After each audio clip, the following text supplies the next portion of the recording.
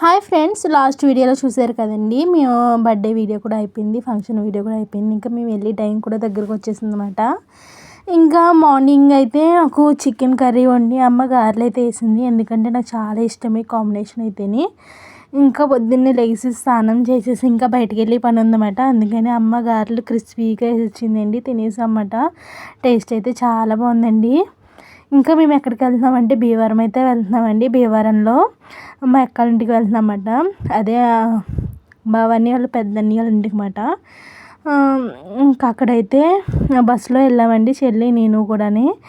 ఇంకో మా దీక్షి తల్లిని చూపిస్తాను చూడండి. హాయ్ దీక్షి అదనమాట వీడియో తీసింది.